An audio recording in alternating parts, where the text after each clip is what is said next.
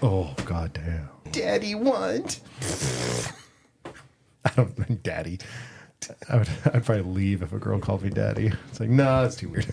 You would leave because you already finished. Oh, yeah, absolutely. Yeah, exactly. Puppy. Yeah. I don't want to pay for anything extra.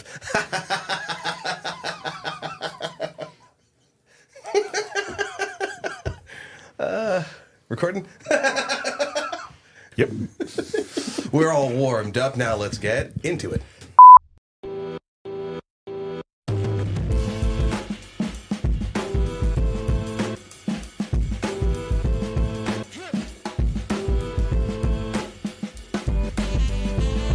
Hey guys, welcome to the Hype Attack Podcast, Where we weigh in on the latest in nerd and pop culture hype. We are there. We're the excited conversation we all have with our friends. about the nerdy things we love. And geek about. We are The Hype. I am the Hype. Hey everybody, welcome back to another episode of the Hype Attack Podcast, where we weigh in on the latest in nerd and pop culture hype. Double feature. I know, man. Don't get too hyped about it. In fact, don't get overhyped about it.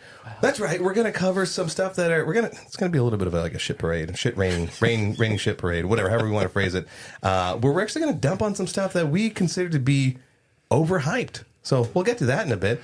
With me, as always, is Doug, Jermaine, and Rudy. Hey, what's going on? And I am the forehead. I am Isaac. Hi. Before we get started, of course, let's go and actually go around the table and talk about the stuff we're moderately, regularly hyped about. Doug? Oh, so I just watched... What? Surprise. Record every time. I'm just not used to being included in the conversation. I have to force my way in. You know, at the end of every episode, he goes, "Hey guys, thanks for including me in the conversation." Yeah, exactly. As I tell everyone to keep it going, I'll also just thank you. No, so I watched a fan-made Star Trek movie yesterday on YouTube called Farragut Forward, and it was so fucking cool. I mean, very high quality. Rudy caught glimpses of it. Like, Yeah, I walked by it and I was like, "What fucking new Star Trek shit are you watching?" Like in my head, and he's like, "It's a fan film." I'm like, "Shut the fuck up!" Yeah, really, really well done. Shout out to those guys. I mean, I don't even want to complain about it, but my one complaint would be like the Klingons could have put a little bit of voice work in there. It was kind of jarring to see like full, well done Klingon makeup, amazing Klingon makeup. But then it was just like, hey guys, I don't have any honor. I was like, oh fuck, Hey, like a little growl in there. You a little... guys fucking with the hyperdrive over here? And the Klingon, hey. Yeah. There's no hyperdrives in Star Trek. So you see, in Star Trek, they use the warp field Why to did move I space. They don't move the ships through space. They move space around. Okay, anyway. Versus a hyperdrive, which actually puts you into a parallel universe that allows you to cut through space, but you're anyway, You fucking deserve all of I this. did. I really did. Sweet Jesus, for have me attempt something.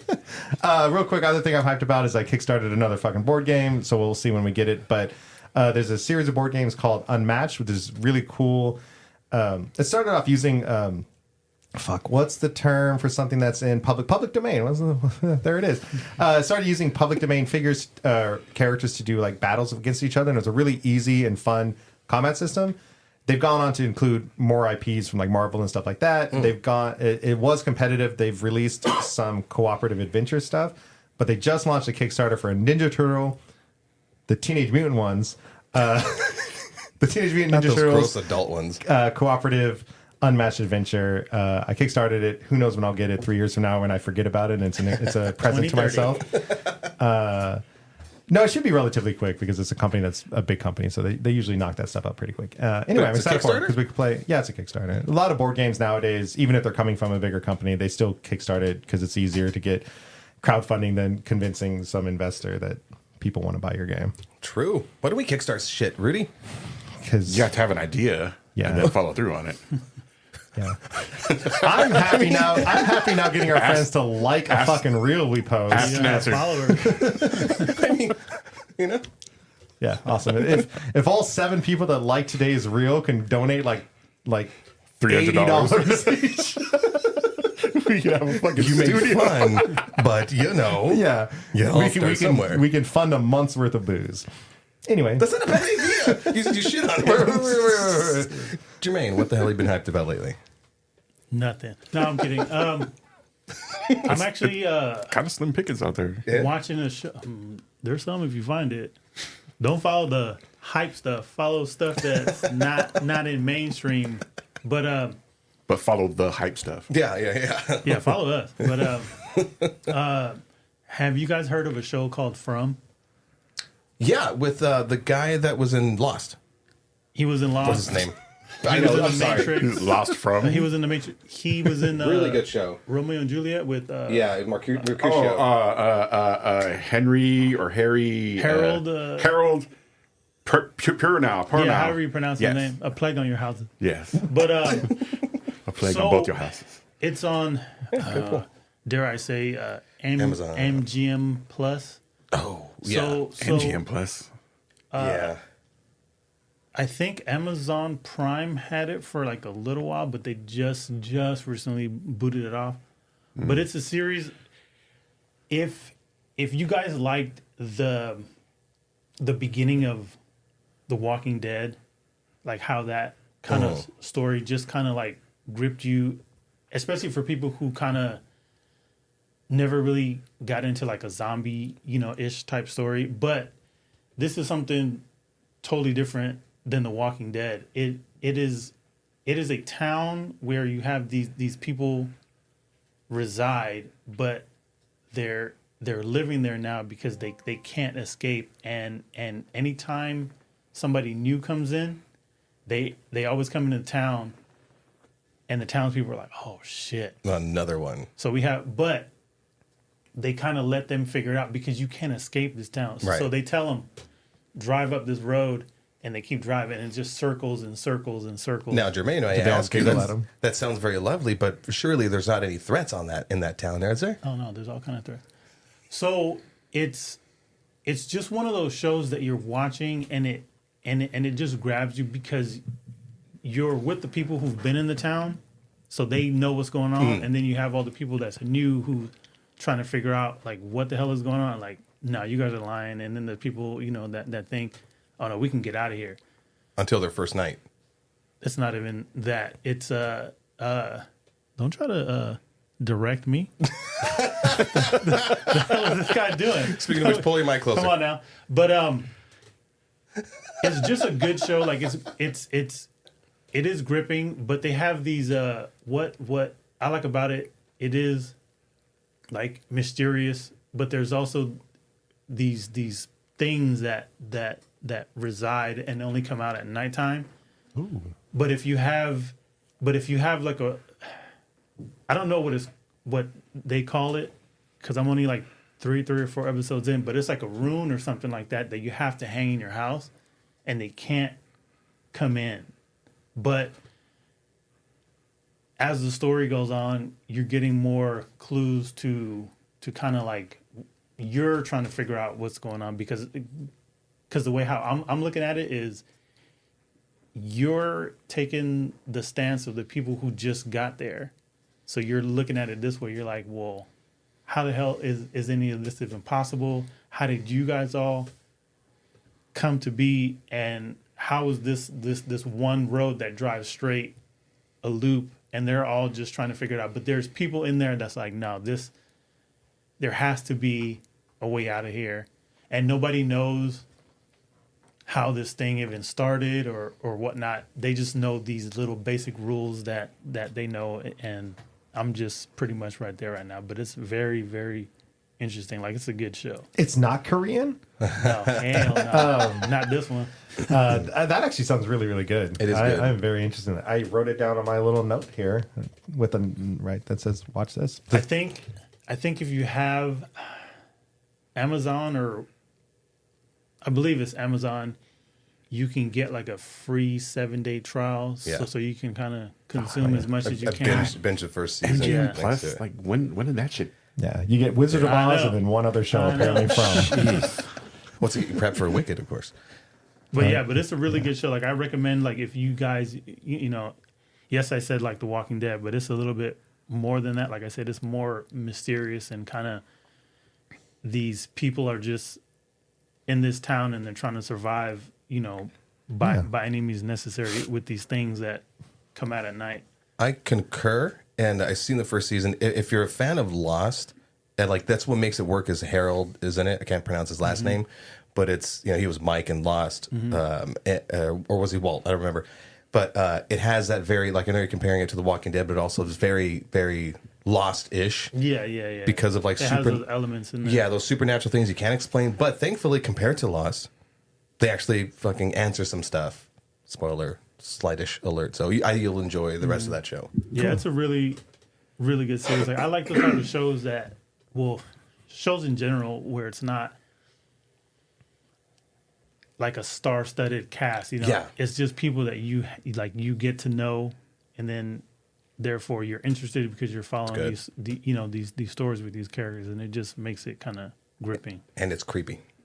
Yes, it has the It's so creepy. It's perfect. the creepiness. Season. Creepy. I was interested in, and you said creepy. It's not No, my, but it's not it's not like- my thing. It's not gory. No, it's not. It's not one of those type of shows. It's not like the traditional horror story. Or like a suspense kind of thing. Yeah, it's not like a Ryan Murphy show or nothing. Suspense, supernatural. Yeah, like type. suspense, supernatural. But like I said, but it's a little bit of a gripping thriller with that kind of dark edge to it. But it's not kind of horror story esque. Cool. It's just a good story. Yeah. Nice. Hell yeah. Ready? Speaking of shows, I'm fully on board the superhero spinoffs that are currently playing out. Penguin and Agatha all along. I'm liking the world building that the Penguin's doing with Gotham and its underworld, how the Penguin rises to power, and with Agatha, I kind of finding like I'm able to turn my brain off and just enjoy the silliness of it, as opposed to try to immediately Tetris it into the wider universe and see what this is going to affect and what other stories it's going to tell. It's just a dumb funny show about witches so far. Yeah. I mean, I'm sure it's going to have its agree. moments. So that's it for me. Penguin, I'm really impressed with. And I do have to remind myself that we're in that world that's still like Batman year 2. So he's not that big, influential character in Gotham. Because part of me is just constantly like, shouldn't they all be worried about Batman? But they're not at this point. They're definitely worried about the two crime families. And obviously we're focusing on Penguin and his rise. And I love... The Penguin in the comics has always been really, really interesting. And so far this show's showing it too about how vulnerable he is. And I'm sure we'll do at the end of the series, I'm sure we'll do an episode on it. But I love the fact that he's this powerful villain, not quite yet in this show, but we know he's eventually going to be this powerful villain. But we see him as really this vulnerable character. But because he's so smart and knows how to adapt, he survives. It's all thanks to his mama. Yeah.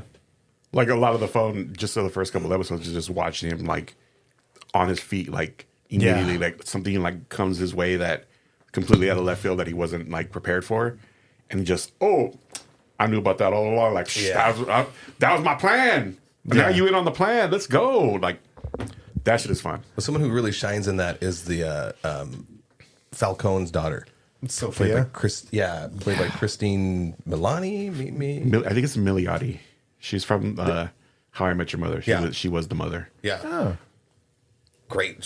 Her performance is great in that. In How I Met Your Mother? I fell in love with her in that show. I didn't get enough of her to be she's a good actress. I thought she was cute for the series. That was the first time I heard La Vie en Rose. Oh, really? And she sang, and I was like, stop it. But in this, she's really shining. She's a badass. Yeah. My only problem with these fucking two shows is what's up with the whole mentor thing. I don't know. With Vic? I don't know why. Well, the Penguin. I don't know why it told hurts the me. story to Vic about how he was offered that job as a driver to some other pinchy or whatever, and then he took it. No, I know. I just literally both of the shows are let's do the mentor thing, and for whatever reason, it annoys me when it's that type of mentor that goes, or the what the hell's the opposite of a mentor? Mentee. Yeah.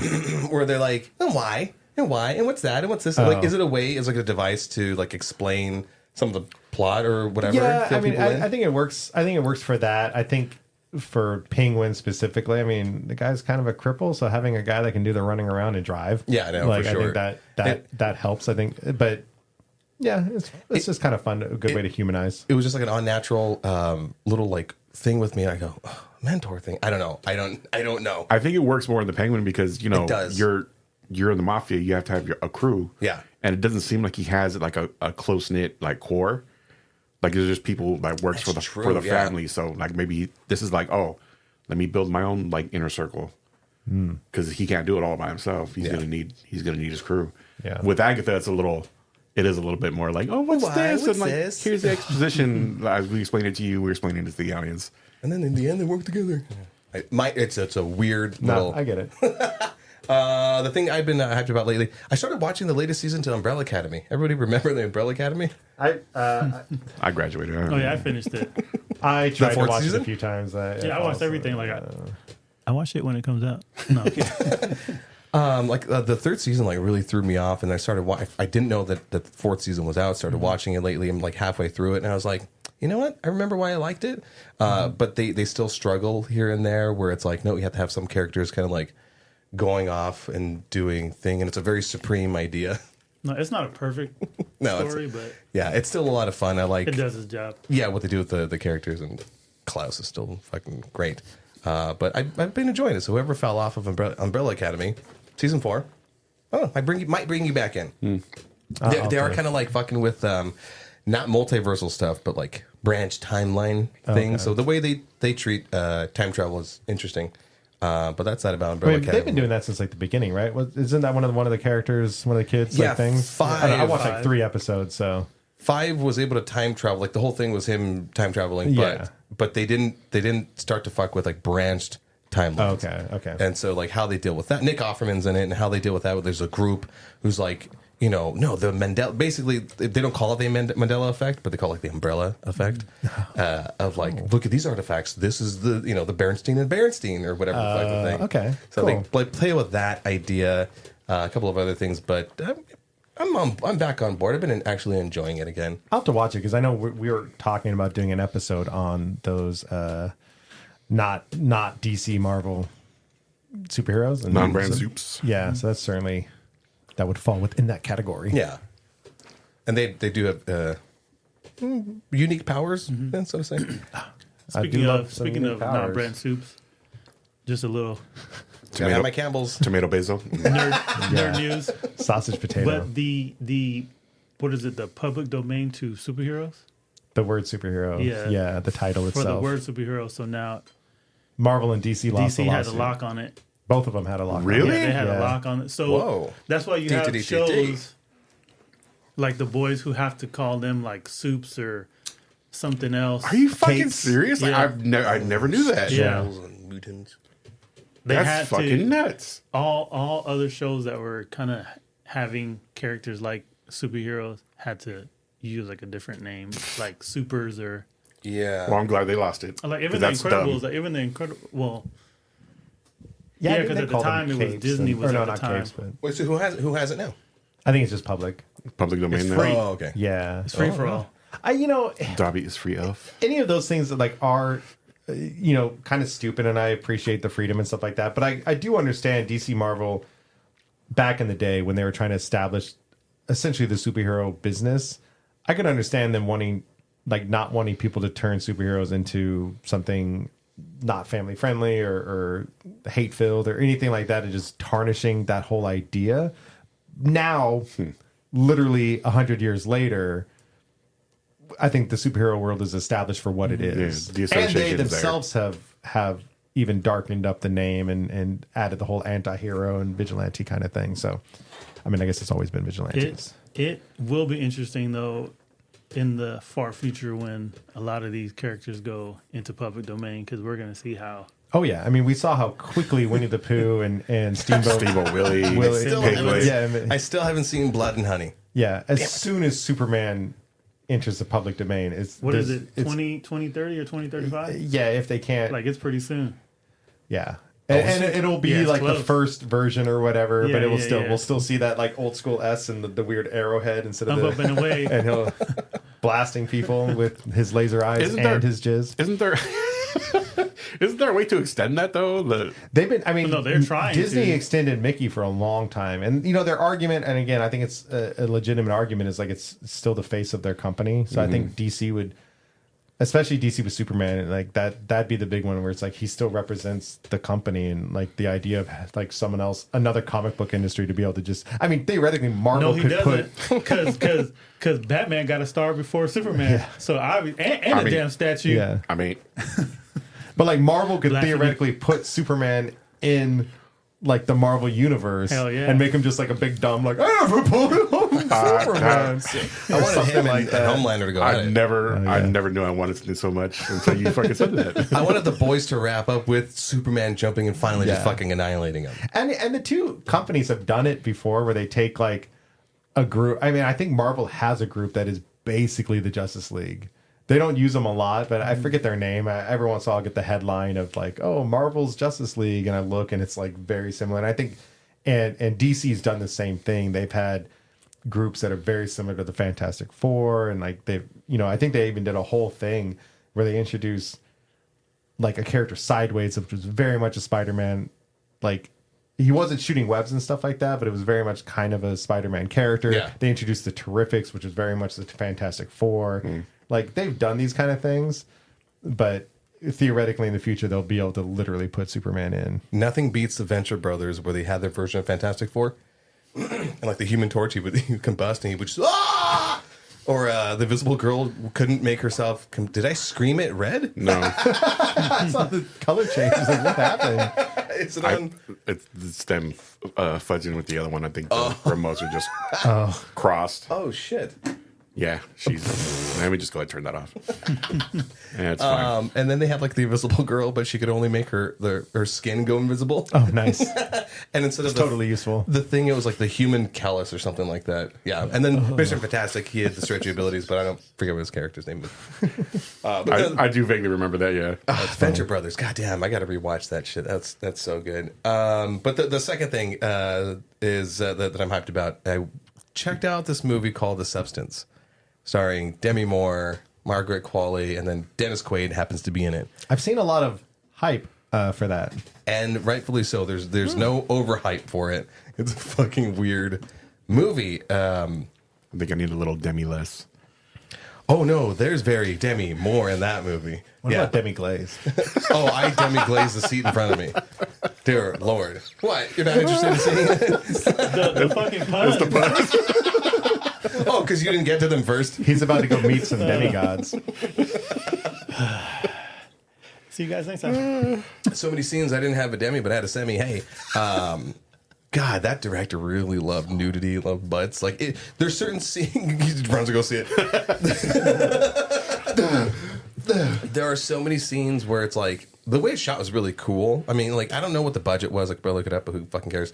It felt like lower budget, and they spent it on like not the visual effects because they had very minimal CG, but like as practical. It was like a body horror movie, and I don't want to spoil anything for you guys, but like the makeup looked really good. And it like this, not to sound nerdy, but like this sound design made those gross moments even more gross. And like it progressed in such a way that you're like, yeah, I'm on board. I feel bad for this, failed actress or whatever. She's old now, and Gross. and then takes the substance to become younger, and then like nonsense and horror ensues in such like a unique and interesting way. I think you might enjoy it. I don't know if you'll like it, but ultimately, in the very end, they kind of sort of jumped the shark, and I won't say anything about it. But like, it was everyone in the theaters like 'cause throughout the whole movie, you're going like, oh, ooh, ah, ee, and then that part happened. You go, what? They're really doing? Yeah, right. We're watching this, right? It's fucking weird for like 5 minutes of nonsense. So it was a weird way to end the movie, but like. I had a fuck ton of fun with it. I actually really, really liked that movie. Cool. And if you like gross body horror shit starring Demi Moore, semi-nude, or actually fully nude, then hey, check that movie out. And yeah, I had no way to stick that landing about that review, but check the movie out. Nice. Yeah.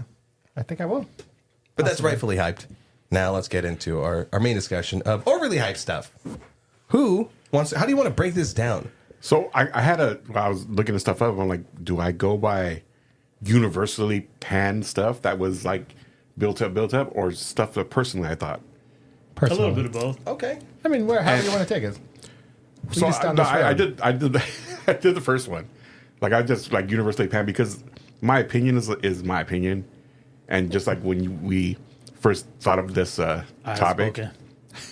when we first thought of this topic, I went to Google and did a quick search, and the first list was someone like shitting on like universally loved movies. Oh yeah, Like Shawshank Redemption was Oh my overhyped, God, and that list The was just Matrix meant to was piss us overhyped. off. yeah. That was a 12-year-old that learned how to type. So let me throw one out there into the ring. Okay. Even though now I do have a lot of appreciation for the movie, Waterworld, when it first came out, was a big stinking turd at the box office, and not a lot of people liked it. And there was a lot of hype for it. And there was There was super a hype lot of for hype it, for that. like around the budget and what the sets they were building, and And that was pre-internet, and I remember there was a lot of hype for it. So the way I'm thinking about this topic is You're wrong. are things that like everyone's saying that they really love, but I'm not saying that they're end up being shitty. Some of these things that end up actually being I consider shitty in my opinion. But like, quick example, right? Longlegs was like majorly hyped, the best fucking horror film of the year. It's so amazing, and Nicolas Cage was fantastic. And I watched the movie and go, it was cool, but it wasn't like, oh my fucking god, it was But mid. that's what they have Yeah, to do. and You know not, what I'm not to saying? go too They far have off of to Waterworld project because I it. do want to Right, talk right, about right, right, Waterworld. yeah. But I would Yeah, say every fucking horror movie right now is overhyped. Every horror movie, they get the first 2 Rotten Tomato reviews, which are 100%. And that's what they run with. 100% Rotten Tomato horror movie. They do Okay. a couple interviews. They do a couple night vision, people's reactions to the things, and every horror movie right now is putting out that same level of hype. Except for the substance. Longlegs did get a little bit more, but probably Yeah. just because they had a bigger marketing budget. But You You they're see all those about ads the all the same. time. You see those ads. Skinamarink. Horror movies are gonna do that. It's just one of those things, like he said, they just add all that nonsense to it, and then when you go watch it, you're like, But my point is, It like, might be the the scariest way I'm thing ever, attacking this probably. topic is like it doesn't necessarily mean that I think it's shit, but that it can just be mid as yeah, well. it's just overhyped. So like Waterworld being one where L's like, and I mids. think it's L's and mids here. like it's like if they overhyped it back in the day, They- I think it's still Oh, cool. no, I so think they fucking totally super overhyped it. overhyped And I remember Waterworld. seeing it, and I remember thinking like, this is a completely serviceable movie, Mid. but it wasn't the fucking next, coming of No. of fucking Star Wars or another Lawrence of Arabia. Like it wasn't a big epic thing. But would you see Waterworld 2 if it were to have come out? Yes, I think it's aged very well. More think so. water. Like Yeah. like I'll see In a it. world I'll of see it water. randomly, like scrolling YouTube. There'll be a clip of it. I'll watch Avatar. it. Yeah. Like anywhere it's on, I'll be like, oh, I remember. Oh, I was like, fucking Universal Studios, the Waterworld stunt show that they still do. I still so get in line to go cool. see Oh, that. Hell yeah. That's so cool. There's is like so a fun. plane and some fire and water and shit. Yeah. Shit, I All have the- better special effects in the fucking movie. Yeah, it is funny. I didn't even think about that movie for this topic, but so true. Because I remember everyone in my life was just like, like after it came out, like That was a everyone was movie. so excited for it, waited in line, to get the good seats because that's what you had to do back in the day. Yeah. And it was just like, yeah, okay, that was a movie.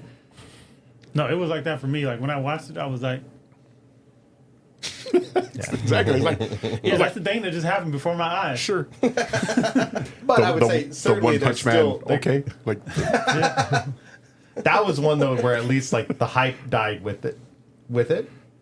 Like there's not people out there still You gassing. do Is have a that the cult term? around Gassing that this thing. up. Like you do have You're cool. a cult around that movie though, but I'm so fucking. it's not one of those grandiose Riz. epic movies. But yeah, that was a good one because I do remember, dare I say, Independence Day hype level for that damn movie because I remember Independence Day. That shit held up to the hype, but for Waterworld, Well, Not so Waterworld much. was certainly. I don't know if it was. I can't remember exactly when it came out in relation to everything, but that was certainly back in the day when there was like that summer blockbuster that was just like, Exactly. this is what's gonna get people to the movies. This is everything, and usually those ended up being pretty good. And then there's those where it's just like, oh, okay. shit, I wonder how much the budget was because that shit. Oh, in today's money there's a too. lot of water in that movie. It was already a big budget movie, and I think they were filming it in Hawaii. and a storm came through and like wrecked like most of the sets, so they had to rebuild it because they're still in the middle of filming. So that drove the budget up more, and that was like a big thing. So that's probably why. You think if they knew the storm was coming, they would have built like a normal set that looked nice and then let the storm destroy it, and then they would have got the Get that natural weathering. Yeah, get that natural weathering. Oh, 175 million. Back then, back in the day? Yeah, back then. what is that? $3.5 trillion now. $1 trillion. Oh, shit. So Wow. I do have one that's big because I know a lot of people consider one movie hyper than the other, over the other, and it is the Nolan Batman franchise. I do say The Dark Knight. What? Well, this Dark is the Knight for last me. episode of the Hype Attack podcast where Yeah. Jermaine The Dark really pissed Knight me for off. me. The Dark Knight? Yeah, boy. Overhyped? Yeah. What? No. Like the whole thing, or You're just mistaking my good. words. So, as in, the topic is overhyped? no, Let him But I'm finish. You know saying- what? You know what? Let him finish. Let I him feel that it's a overhyped get it on movie. mic. Get it on mic. I still think Batman Begins, to me, is a better movie Then than The Dark Knight. so Like, I feel the second one, right? Yeah, Okay. the one with the Joker. Yeah. I just feel like it was a good movie, but I just felt like the hype around that. I was like, minute. The first one for me, it had a better like plot, better kind of villain reveal. Like I know we got the Joker card at the end and all that stuff, so we knew Heath Ledger was going to be in there, and he knocked that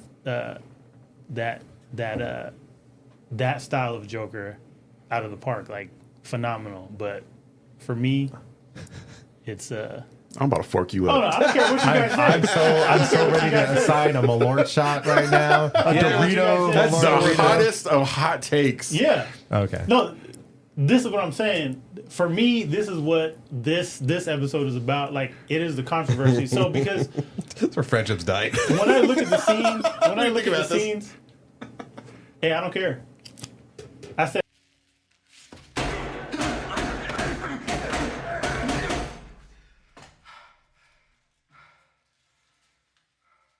Yeah. On camera.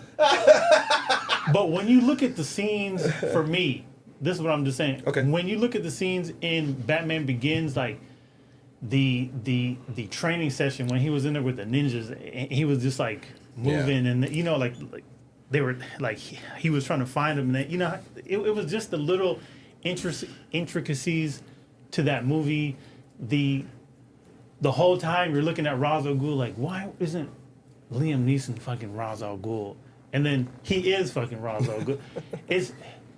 Those were the little elements for me that just made it interesting. Then I know we got the Jack Nicholson Joker. I'm not saying like, oh my God, we got another Joker movie. But it's one of those things that you kind of get, you know, kind of like what the movie was in a sense going to be like, because you have a Joker in there. But just to see the way the story was told in the first one, to me, that level of storytelling was like the For the record. Batman sorry. Begins. For the record. So are you saying compared to the first and second one? Just overall? Compared to what? Like the The second one compared to the first one. yeah. That's what we're talking about It's here? more overhyped. That's what he's talking about. Yeah, that's just what I'm talking about. Yeah. Okay, so It's the love for the 2nd one. I'm still gonna stab more my than foot the sure, first but it's one. fine. Oh, I don't care. So one, Rudy's gonna just beep that whole thing. No, I'm joking. So I, in a way, I agree because Batman Begins, one, intro movies for a superhero, I think, are always going to be more interesting than a follow up because you're showing the training, you're showing the reason why. It's always going to be a much more interesting character development, unless you spend the sequel following the villain more, which is kind of what they did. Second, Batman Begins, Gotham was a much more fantastical world. There was the crazy subways. It felt like a comic book world where the Dark Knight was just fucking Chicago or wherever it was, right? It was just a city. Yeah. So I in a way I agree. I think a lot of the hype was because of Heath Ledger's Joker. I think it was because of that, like, oh my God, the guy from first night, last night. What was his night movie? I think it's last night. Oh, And then the guy from 10 Things I Hate About You, he's gonna be the Joker. So And then Brokeback Mountain, and it was like, so there was all that like ready to shit on it, and then he knocks it out of the park. So there was all that extra hype, and then of course he died, which was super sad. So there was all that extra hype. I think it was a great sequel, which is rare.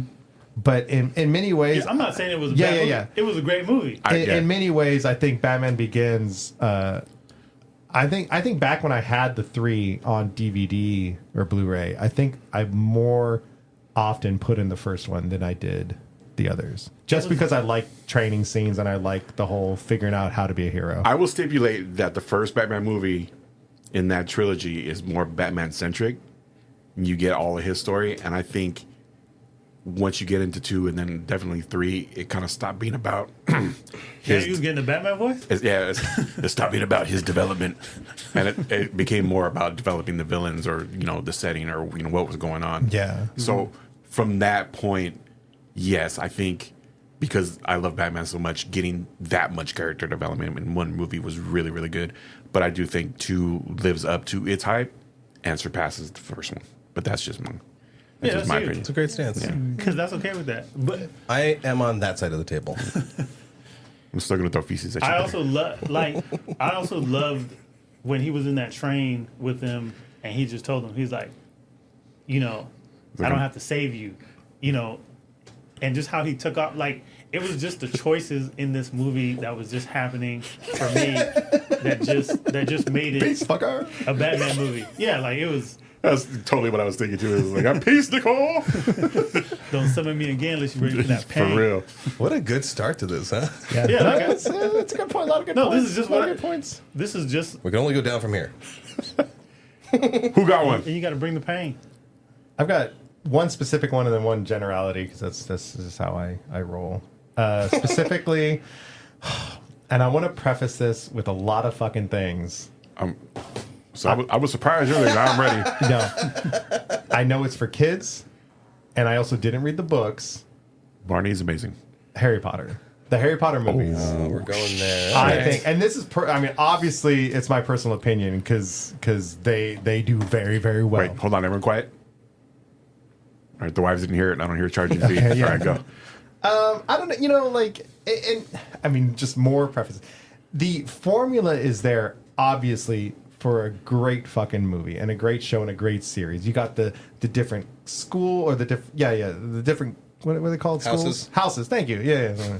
Total fucking Hufflepuff over here. Yeah. You have the different houses, which allows the fandoms to pick and choose and fight amongst each other. It's like perfect. There's like the underground resistance part of the story, which is so fucking cool. There's obviously the back and forward love interest and stuff like that. Like everything in this is like totally built for a good story and a good hype. I fell asleep through every fucking movie except the last one. And it just, there was some, again, I was an adult when the movies came out. I was an adult when the books came out. So I didn't read them because they were kids' books or whatever. But I'm sure if I read the books, the movies would have been awesome to watch because those are certainly the kind of books, like reading it and then getting to see the stuff in action would be super exciting. But yeah, I don't know. Like I think by the third movie, I was a little over. Like the magic realm felt like there wasn't a lot of rules to it, and they can kind of just make up stuff as they go, as the plot needed it. And I felt like the characters, again, 3-4 movies in, were still like blown away by like magic can do this. It's like we've seen magic do all sorts of shit, and you're blown away that like a house is bigger on the inside or something like Harry that. has not been around magic, okay? 'Cause he didn't grow up in the world of it. God damn it! Didn't you watch the fucking movie? No, I fell asleep. Well, go back, watch it again. We'll wait. No, I have rewatched some since, and like The they're Star good. Wars comparison to the Wizarding World, but Yeah. I do agree with Doug to a degree because I never gravitated to any of the Harry Potter movies because I would say this. I didn't watch anything until it was already said and done. So for me, the hype train that was about Harry Potter, I didn't get on board until after everything was said and done. Like I watched all the movies. I like pretty much damn near like binged everything. So I was one of those who didn't even have to wait, years for these movies to come out. But Same. That probably could have helped me. I watched them as they came out. so Snored in the theater. So the hype for those movies, once again, I'm not saying that it's a bad movie or a bad series.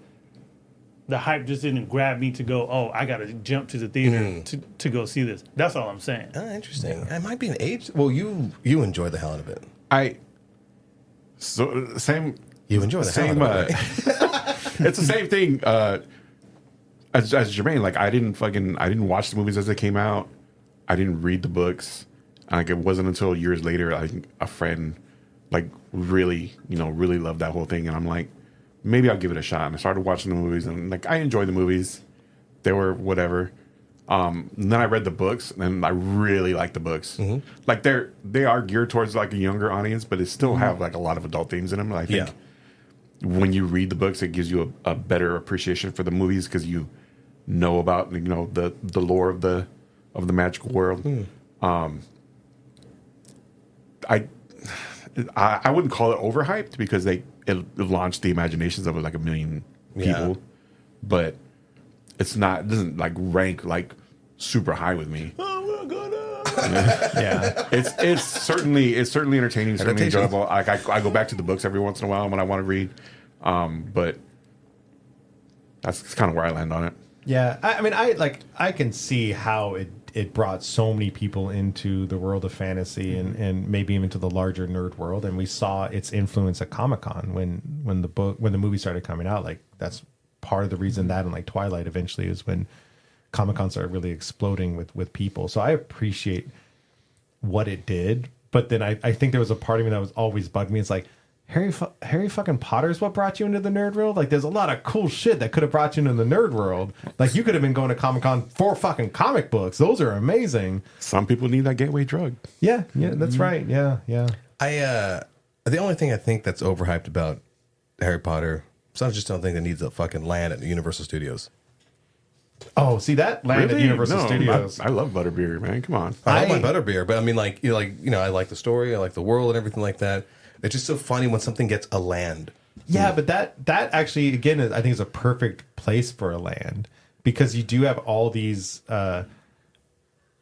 points of interest in the world, these shops and these things to see.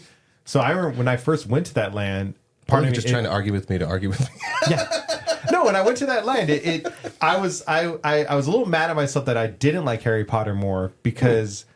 I mean, I think ever since like going to Star Wars Galaxy's Edge at Disneyland, I've been like chasing that dragon, that high of like what it's like to be taken away to a world that I love. Mm-hmm. I mean, even going way back when Las Vegas used to have a Star Trek experience where you actually got to like go order a fucking Romulan ale at Quark's Bar and they had like Star Trek themed everything and like Andorians walking around and Vulcans walking around. And like back then when I was a kid, it's like, oh my God, I'm in fucking Star Trek world. And then as an adult going to Galaxy's Edge, same thing. So going to Harry Potter world, land, whatever, it was cool because it's visual. They did a really, really good job with it, but I didn't have that connection of love to it. But I recognized how cool it would be to like go to the wand shop or go get the fucking chocolate frog or something like that. Or I mean, I was happy during the butterbeer. Every flavor get the beans. little rum in there. You ever had Bernie Bott's beans? No, I don't want them. It's so gross. I love it. Just get bamboozled. Yeah. Speaking of that, not to go off on too much of a tangent.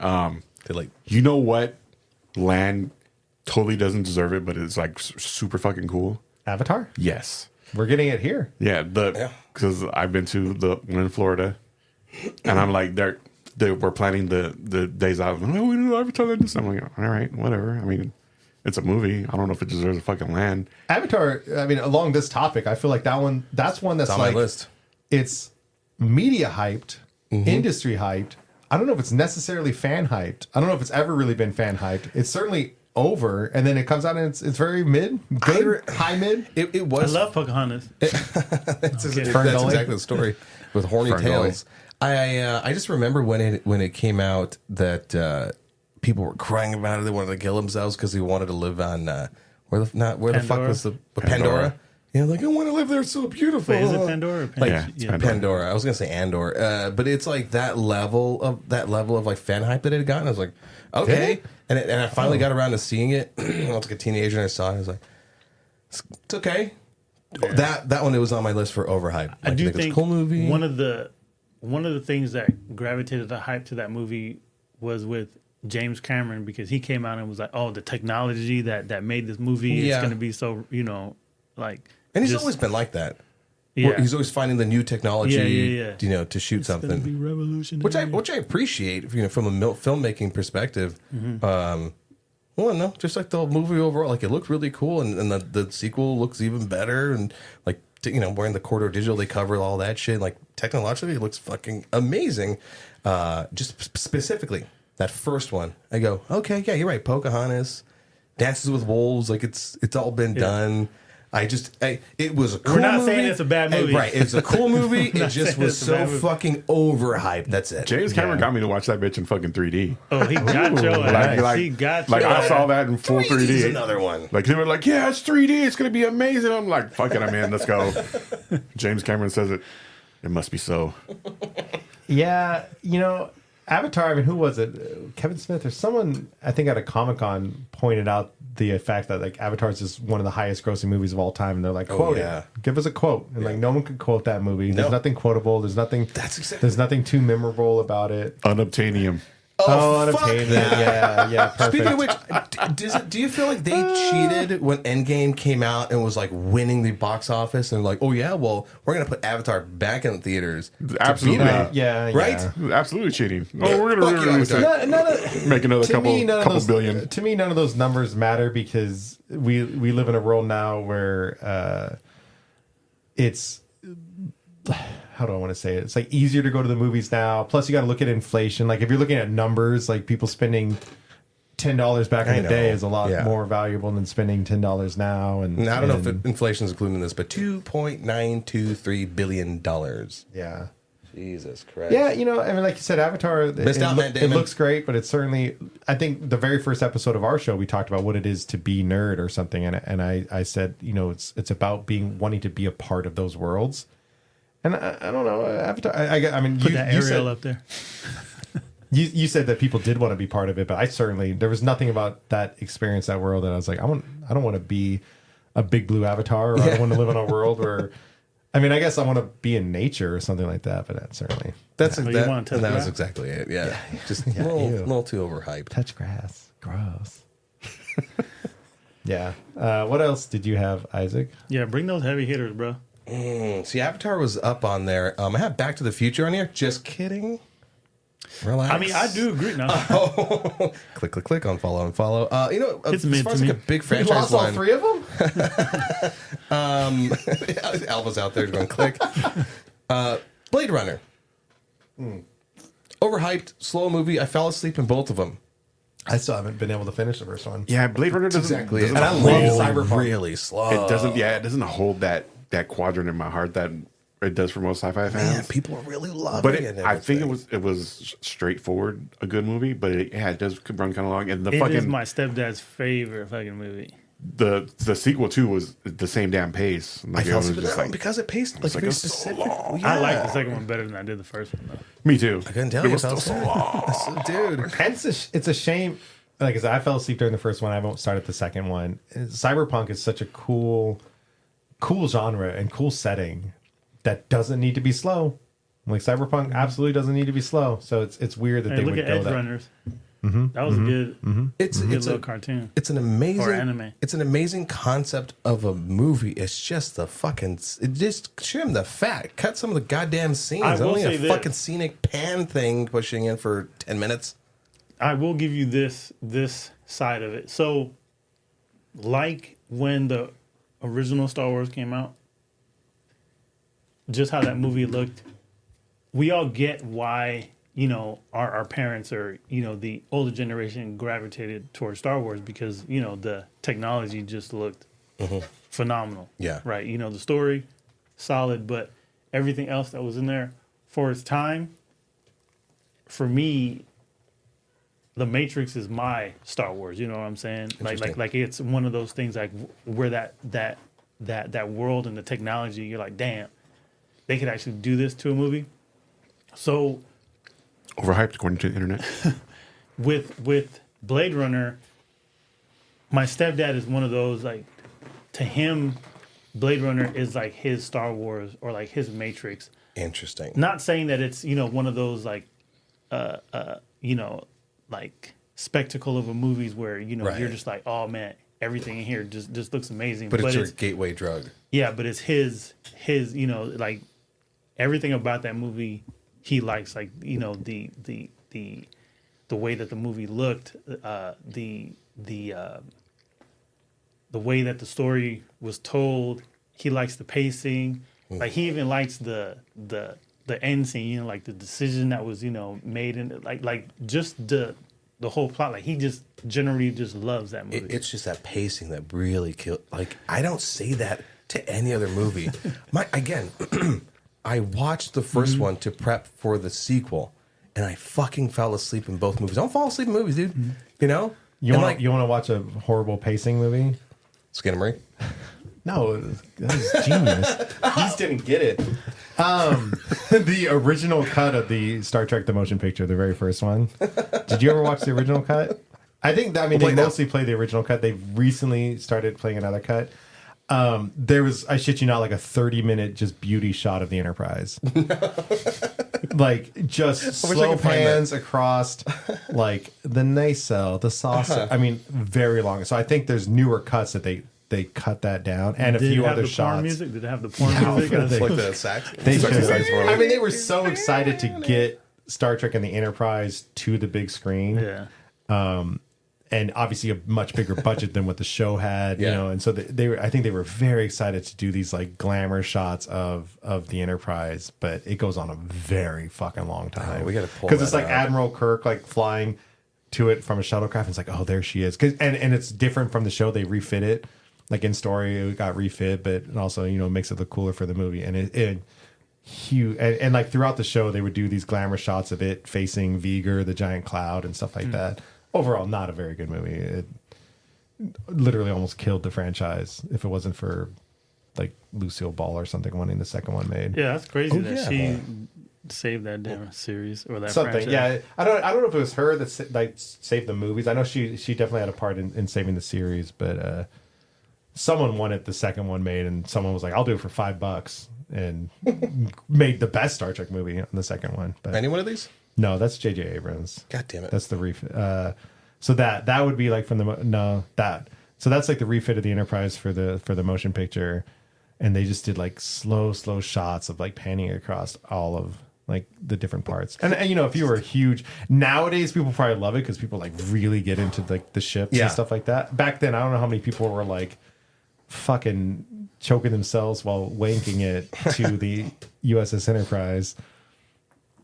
Is there something you want to tell us, Douglas? No, just stream of conscious grossness.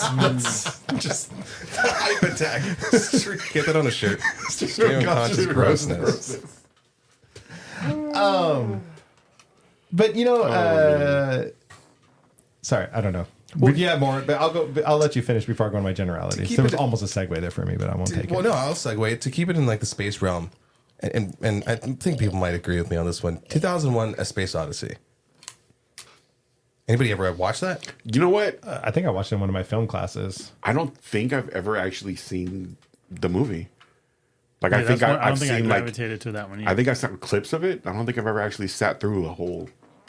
I'm surprised I didn't fall asleep in that one. Like that Yeah, one's certainly another pacing, slow pace. There's a few like Stanley Kubrick. I think is a wonderful director, but there are some movies that are misses, and I think that's one of them. Although it's like really praised, I just don't fucking get it. And maybe I'm just an idiot or whatever. But like another Stanley Kubrick movie that some people love to hate, but I love it in general. Just how it because we revisited it like about 2 years ago, Alva and I, The Shining. I was like, oh my god, this is way more scarier as an adult for some reason. Just like appreciating, the longer shots and letting it breathe or whatever. That fucking movie, I'm like, I get it. The fucking monolith thing. Let's go. I think a lot of early sci-fi, such as Space Odyssey, at the time, going back to like what Jermaine was saying about the technology and stuff, I think a lot of that early sci-fi was just groundbreaking. So even at the For pace, sure. even at the pacing was a little slower, Yeah. the story was a little out there. Makes a lot of sense. I think it was like going from, like the pulp comics and like, sci-fi was always kind of pushed like, to the back room or whatever. And then obviously shows like Star Trek and the early Battlestar Galactica and eventually Star Wars like brought it out. But anything that had like the cool sci-fi vibe to it, I think was just at the time seen as so revolutionary and groundbreaking. And not all of it's going to hold up. Yeah. Yeah. So I will say in the old vein of movies, because I went to a art school. I'm not Can you gonna put say the name, Enterprise away? I'm getting hard here, by the way. Sorry. But Is that what's hitting my foot? Citizen Kane for me is one of those old school movies where I feel like it's overhyped, On my list too. but I get and I understand Sure.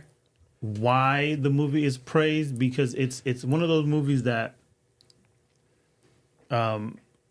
that it started to get, like magical with the lens. So they started to film things differently, They did, yeah. so certain angles and shots, because when you were like on a TV show and you had a set, they're just filming, like straight on. There's no like kind of like a worm's eye view, of things, and bird's eye view and all these kind of creative angles, because it was just a set.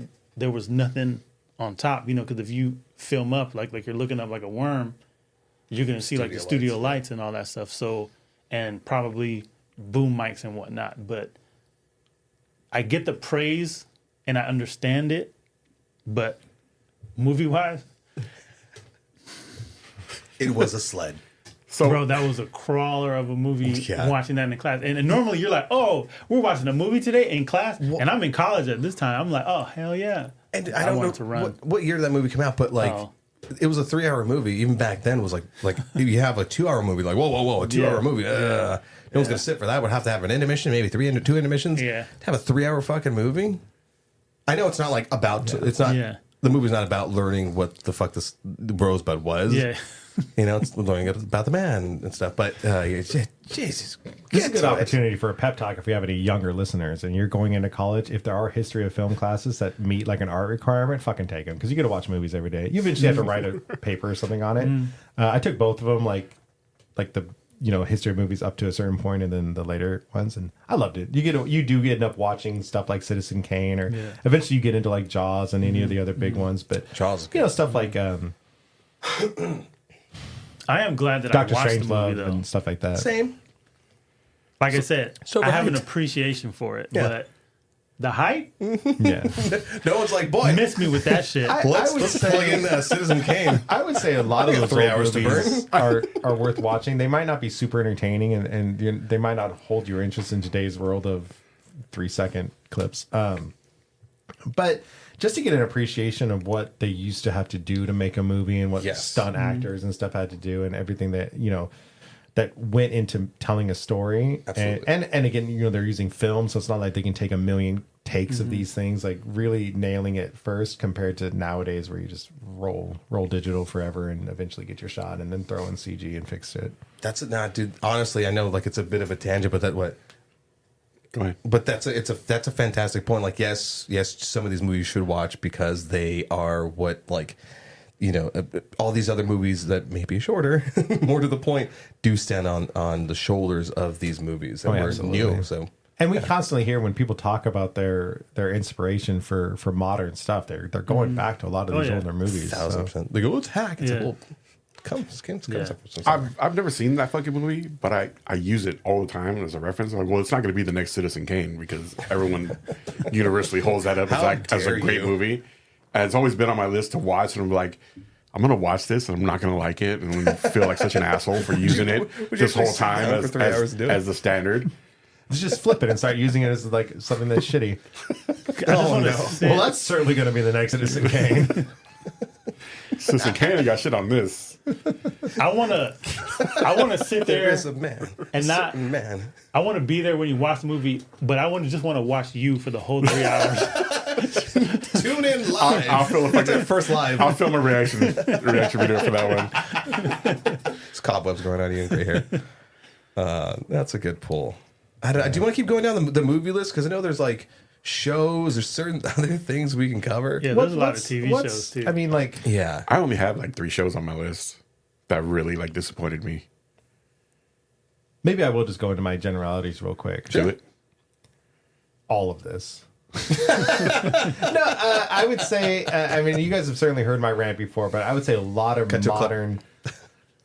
modern nerd stuff I think is overhyped. I think Marvel is overhyped. Agreed. And part of it is because Marvel is branching, new age Marvel, right? Post Endgame is certainly branching off into different genres, and I think Marvel fandom and nerd media, hasn't quite accepted that, and they want to hype everything up as it's going to be the next big thing. But like Agatha is obviously not in the same vein as Captain America or Iron Man, right? It's Marvel, but it's not the suit. Like if you were going to the comic book shop, you wouldn't be like, "Ooh, Iron Man, ooh, Agatha all along." Like those are two different audiences, and so I think the media and even fandoms need to like start recognizing that, and like maybe like don't hype up Agatha if you're not a witch fan, right? Just because it's Marvel, like it doesn't put it in the same vein as like I like watching a guy fly around in a suit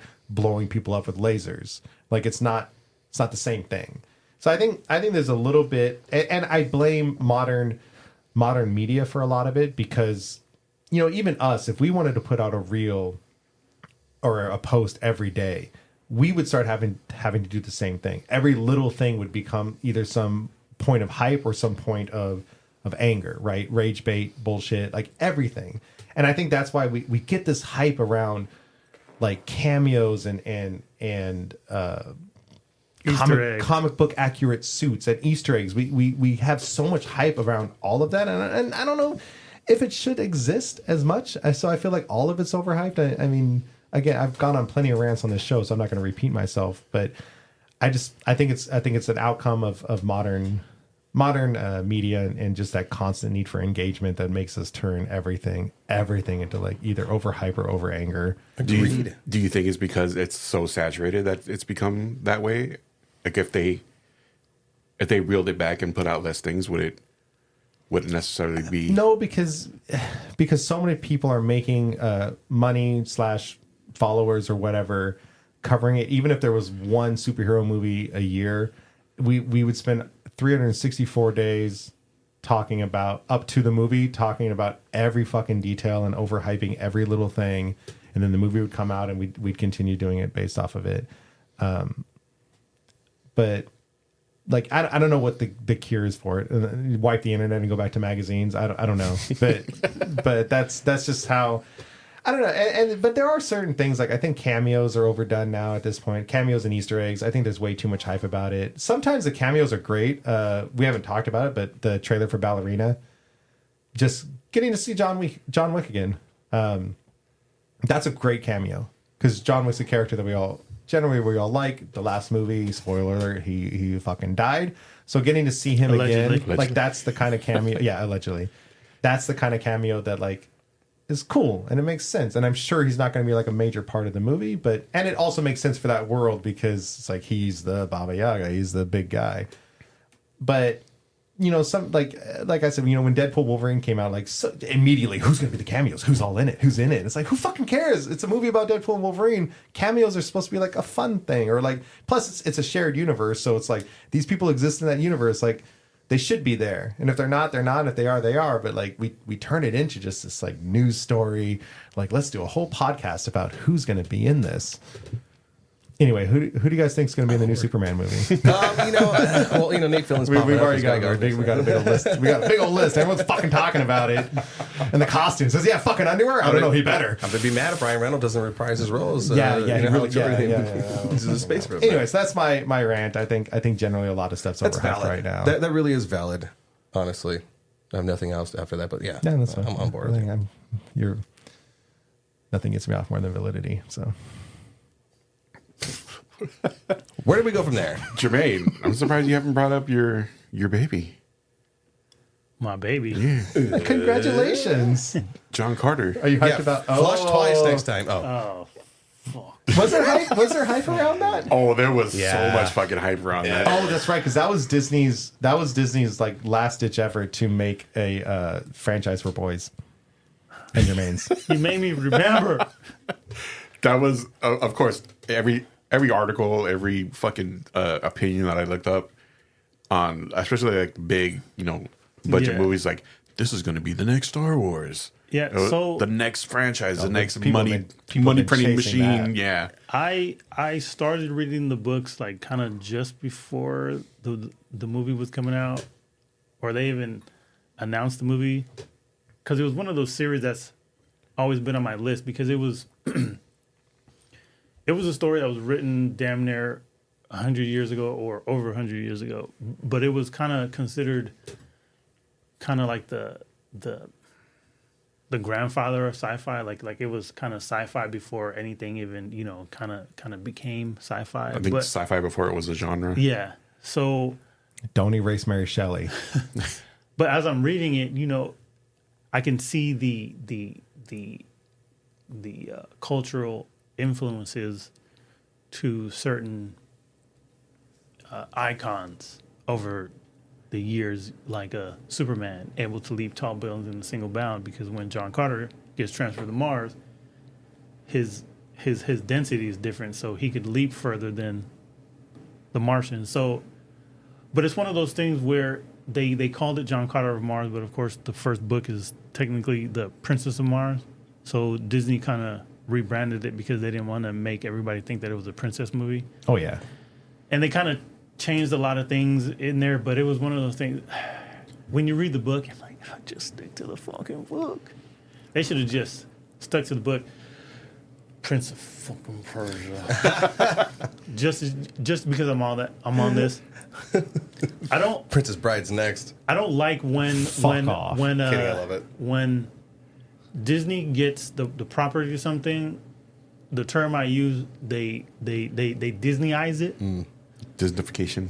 So they kind of, like Pirates of the Caribbean, it to make it look like it's, like a family movie, like one of those things, because the creator of Prince of Persia, he wrote a script. So I love Prince of Persia on PlayStation 2.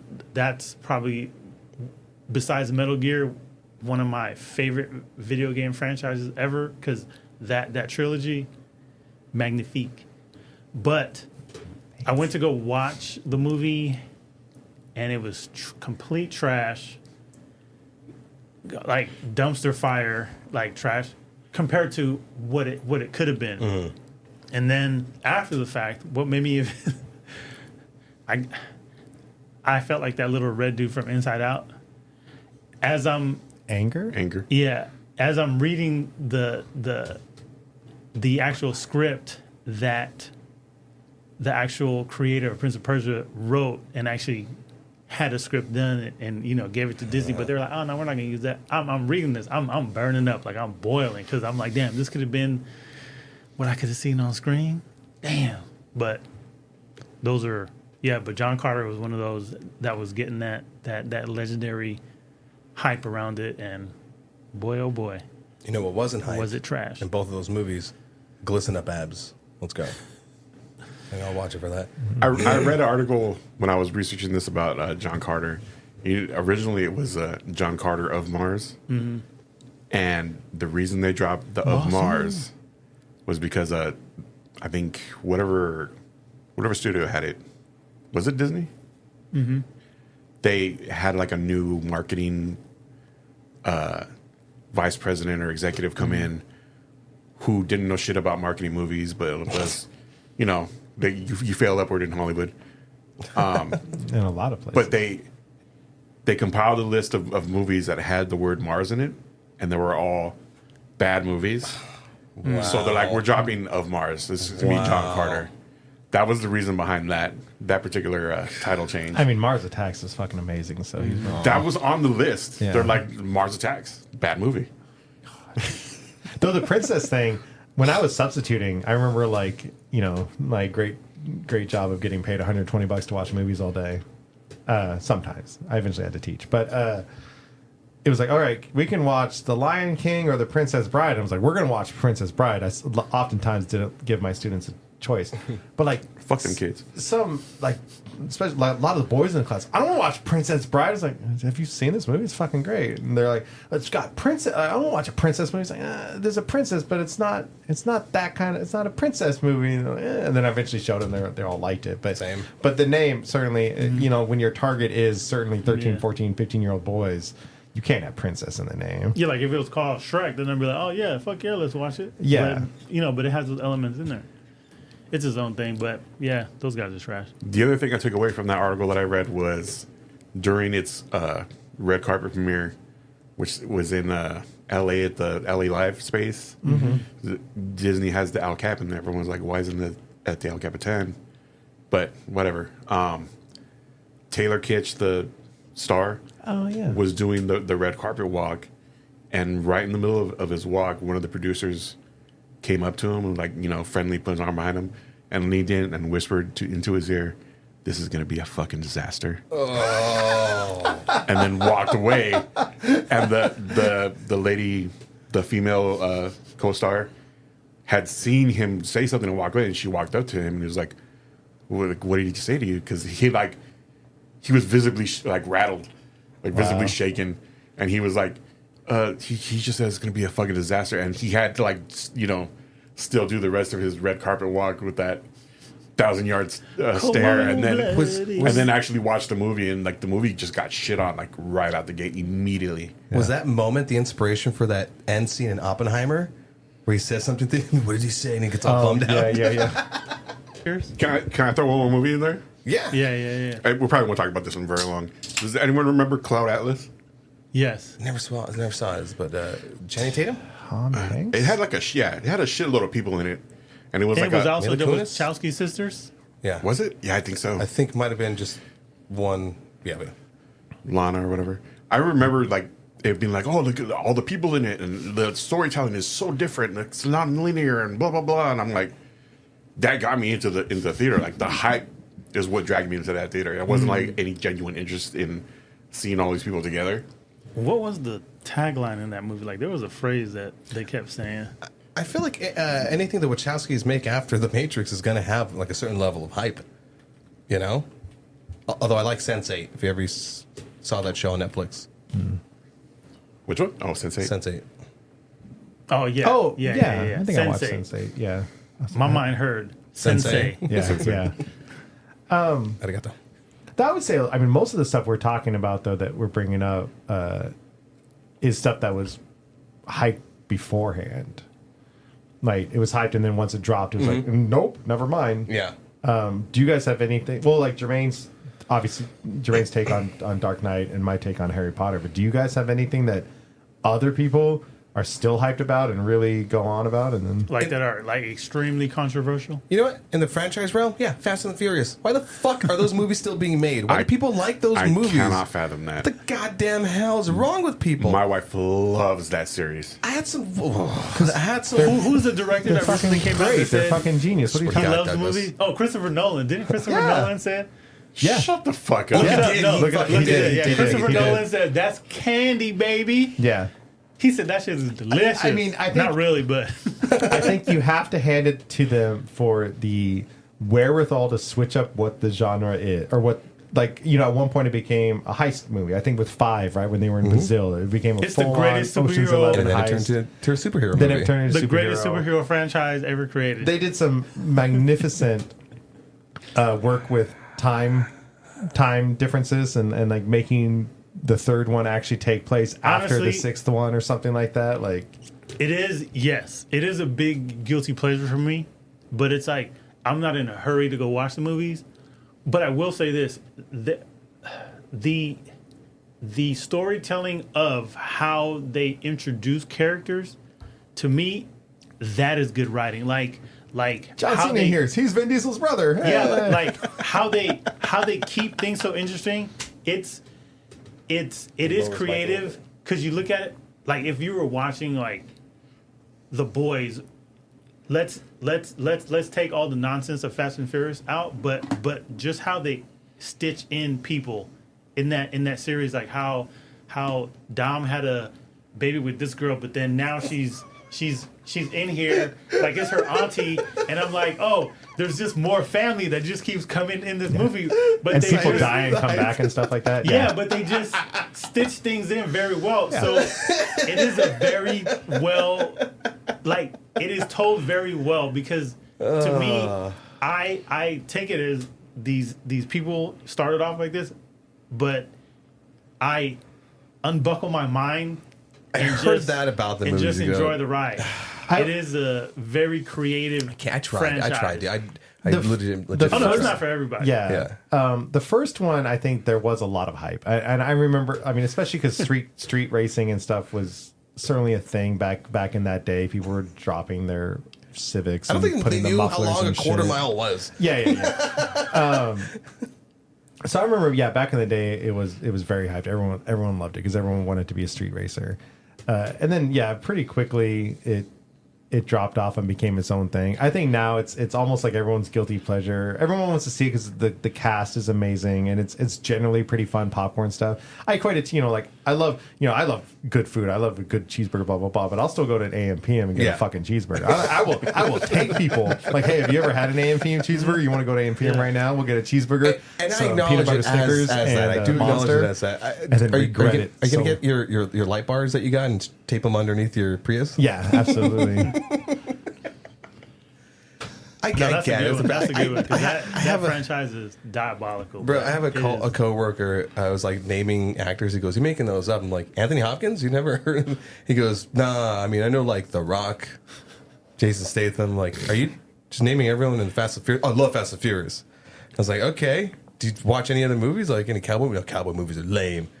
I'm like, But you can name everybody in the like Fast and Expendables. Furious is a great movies. Expendables. That's a franchise that's a guilty pleasure too. Have you guys been on that the studio tour at Universal where they have the Fast and Furious experience? I think so. Yeah. Yeah, I think so. God, I that don't think I've thing been. is so fucking ridiculous. It's so fucking ridiculous. Oh God, sorry. I am still waiting for that series. I know we're going off on a tangent to go back to racing. Like, I feel like this last one, they actually did do one race, but then it was so distracting because Momoa was being mimosa squared and mimosas. God, I'm a Mimosa. fucking drunk. I caught that.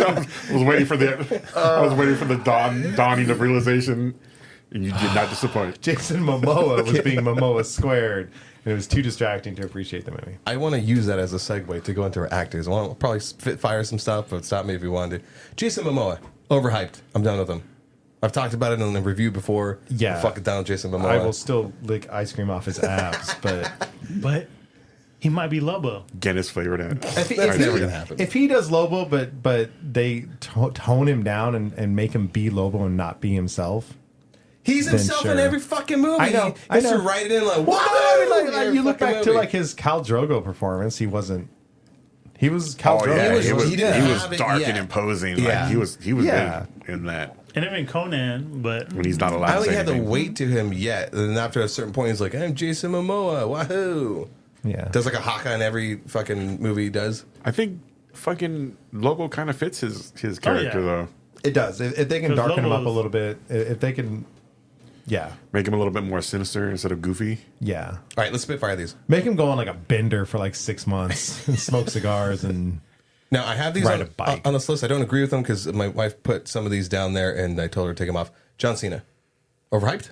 fucking love John Yeah, Cena. love Fuck John you. Cena. Love John Cena. he's Fuck you. solid. Yeah. Dwayne The Rock Johnson. Overhyped? Yeah, At he's this starting. point, He's yeah. starting to edge into that. Very, very.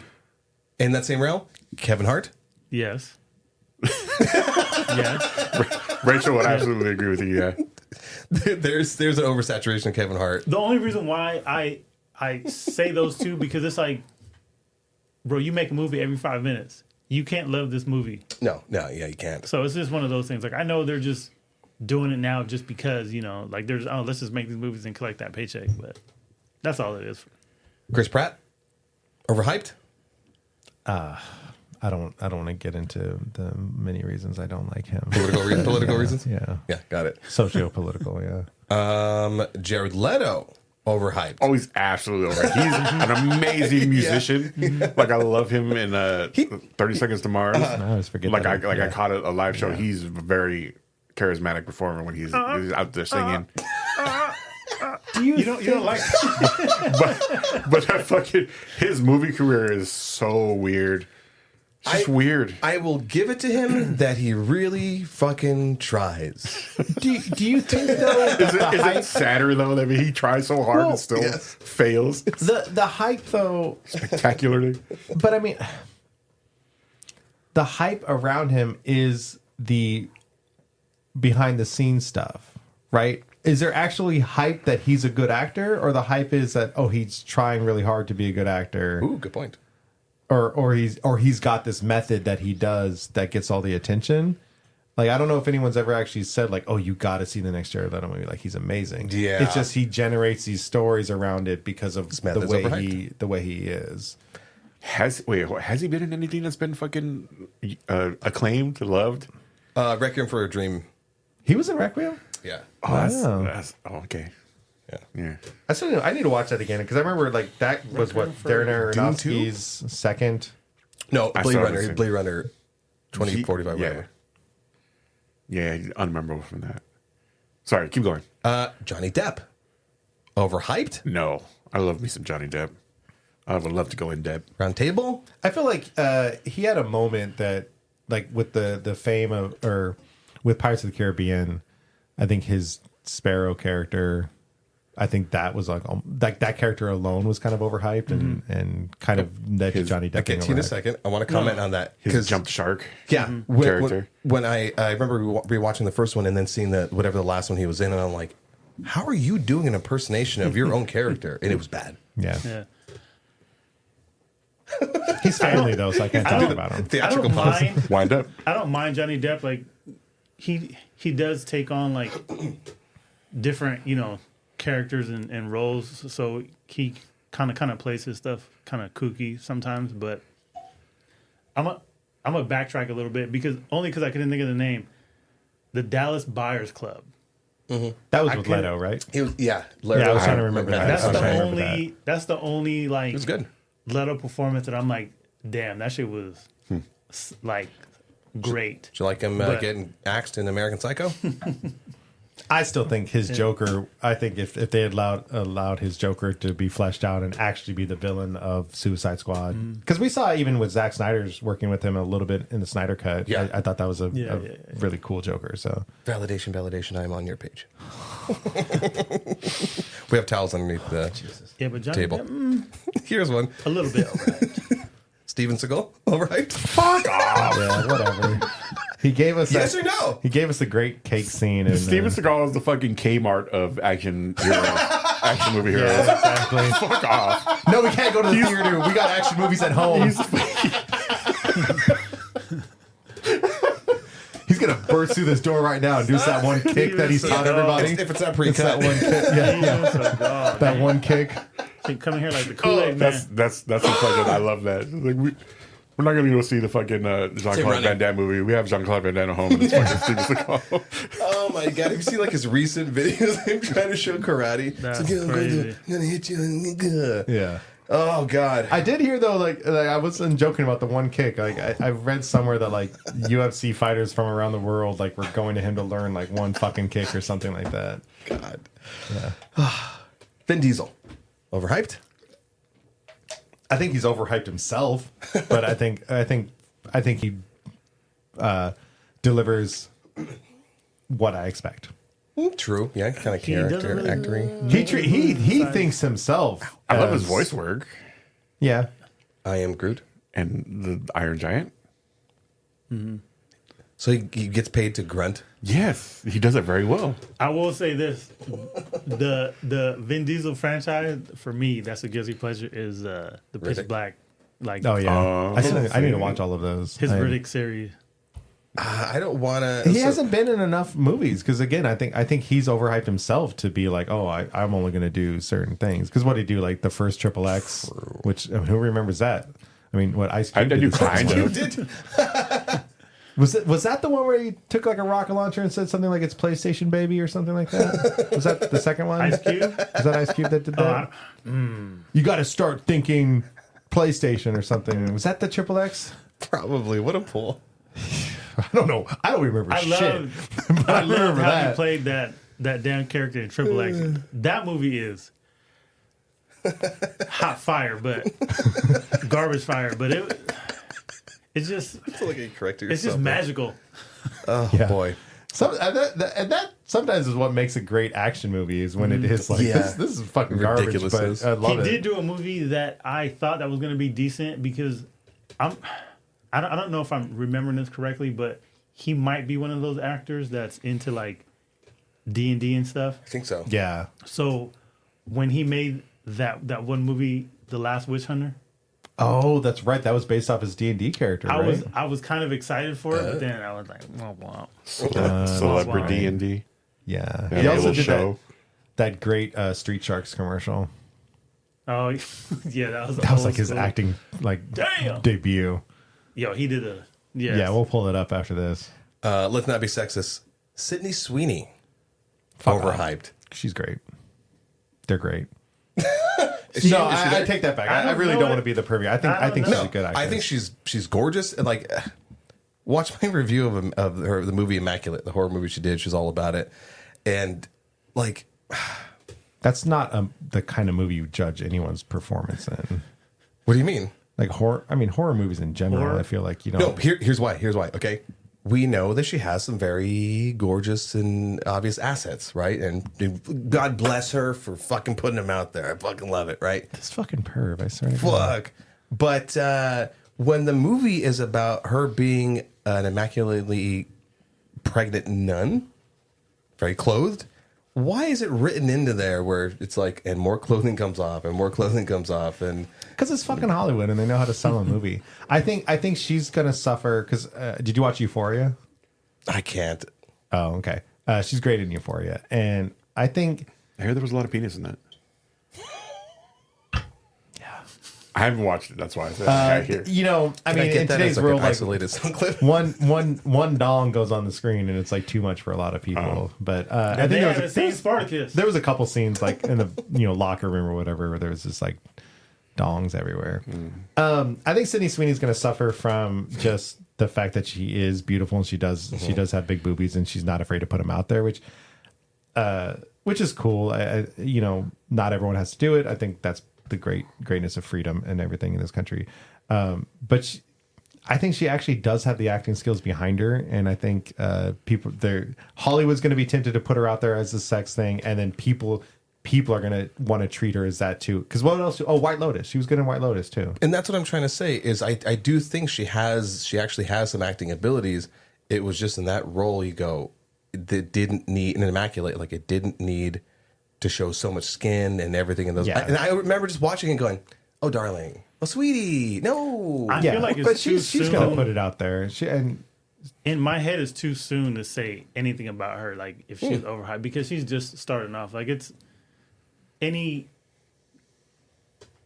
girl back in our day, like I don't know, like a Jessica Alba or what's her name from the Buffy the Vampire series? Sarah Sarah Michelle Gellar. Sarah Michelle. I couldn't think of that name. And Jennifer then- Love Hewitt. Oh.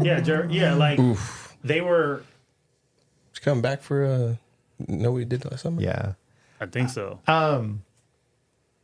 Yeah, I mean, yeah. I don't. Yeah. Unfortunately, any pretty girl is summer. there's gonna be that question of whether or not they're actually getting the job, because I mean this is the sexist world, and I'm sure all our women listeners, all two of you, can equate to this. There's always going to be that like, oh, did they get the job because they're good acting? It's because they're pretty, right? And you know, we as men don't have to deal with that. And to flip that script, her co-star Glenn Powell, is he overhyped? Is he actually good? I don't know if he's actor? overhyped, but he's been in fucking everything. But is he hyped? lately. I mean, I don't. Even, I mean, who he's are been these in hyped everything, actors? but he's just you said? stepping out though. Like he's kind of just becoming his own. Like he hasn't even really started Yeah. yet. I think in today's world, we're almost just desperate for new actors that anyone that comes out is going to be hyped or whatever. But along your Sydney Sweeney things, I mean, like you look at like Megan Fox back in the day, she was certainly She's on the someone list. that was overhyped. Her Though Machine Gun I Kelly. love Jennifer's Body and I love her performance in Jennifer's Body. I think she did an amazing job. I think that movie's fucking great. I do agree with you. Yeah. Yeah. But I think Megan Fox again is one of those characters or actresses that people were always just gonna cast her as you're just here to be hot, sweetie. I No, don't try to act. Just be a lampshade. No, It's a lampshade I test, so if you guys loved know her about that. in The New Girl.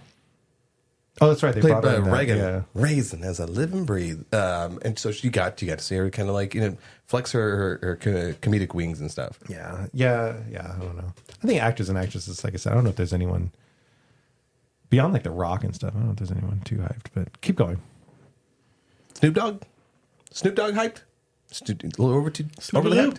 hyped? Snoop Dogg's just living his life. It's on the Yeah. list. I was just crazy, no, hold on. I put it on the list. crazy. I put it on the list because I was just curious. I wanted to throw it to you guys. I love Snoop. He's in the thing. I'm like, fuck yeah, you go get it, Snoop. He's a living, walking meme at this point, and I think the internet loves it. But He's it's like on if the you're live not, if you're not a shit. fan of Right meme now. culture, This is off topic. He's on side quest right now. Like Yeah. He is. Yeah.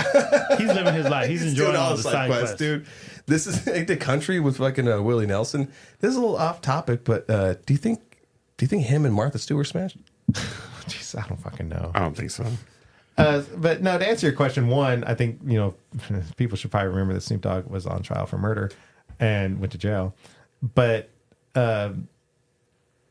I think, like I said, he's a living, walking meme. And if you're into the meme culture, if you're into that kind of thing, I think he's not overhyped. If you hate that kind of content, then I could see thinking that he's overhyped, especially at this point because he hasn't really put out music or anything at the time. Like he is a celebrity in the absolute sense of you're here because you're a celebrity. And Yeah. I could see some people, especially like old boomers and apparently you, being like, what? No. This is. I don't care about him. I love Snoop Dogg. Yeah. Do you guys remember when he put out that he's going to quit smoke? Yes, and it was what, an edible or something. Oh, but I No, think, it was- hold on. But It was actually, the grill, the Oh, solo yeah. grill, solo stove. Yeah. I don't think Snoop Dogg went to jail for murder. He was acquitted. Oh, okay. It wasn't. Thank you for correcting. He that. was on trial. He was on trial. Didn't he Because I vaguely serve remember time that for like a picture weapons charge? when they gave him like the verdict. Like he was like, "Oh my god!" Like but he just like I vaguely No, thank you for remember that. I that. didn't want to paint him as a Wasn't him. violent criminal. or Murder something was the like case that they gave me. Or was the one-armed man? A few short ones. Okay, a few short ones. This is me like shooting shots. that. We're gonna make fun of short people now. Yeah, Beyonce's country album. Is that shit fucking overhyped or Oh, what? God. God damn it. I haven't listened to it, so I can't answer that. Again, I I'm question not, is that actually because hyped it's the or is wrong that a audience. media? Like, I'm not So running to hyped. anything It's played Beyonce. everywhere. Because I'm not running to anything Beyonce. I'm not running to anything Taylor Swift. So this is I've listened to that album, and generally I like it. All right, well, we're firing you. Okay, then we're at fire last a couple ones. Kristen Stewart, overhyped. No, again, I don't even. Was there hype around her? I don't. bro, you're bringing like Yeah. the most mid. Adrian Brody, No. What? Jennifer Lawrence. Jennifer Lawrence had. All right, moving on. Jennifer Lawrence had. And lastly, Millie Bobby Brown. Oh, maybe a little bit. Yeah. Maybe a little bit. See, one of those is going to hit, yeah. She hasn't done anything try it. yet for me to have that type of hype. Jennifer Lawrence had Tumblr hype. I don't know if you guys remember Tumblr. It still exists, but not in the same form that it used to. And I was pretty big on, not big on Tumblr. I use Tumblr a lot. I was like, never I big. Tumblr? need you to What come movie with is a that? list And then of I like, Tumblr. of like Social Tom Network. Hanks, Yeah. like Tom Cruise. Like I needed the So A-listers. yeah, Jennifer Lawrence, I think at one point was No, because Tom Cruise is awesome. overhyped. I think Jennifer Lawrence, because she was so relatable, right? Like, oh, hey, you're on the red carpet. Yeah. Wait, oh, I want some French fries. Yeah. Like, fucking love it, right? And it was a breath of fresh air. But I think we've had this discussion, I don't know, on the show where it's like social media, internet culture loves to find these almost heroes, right?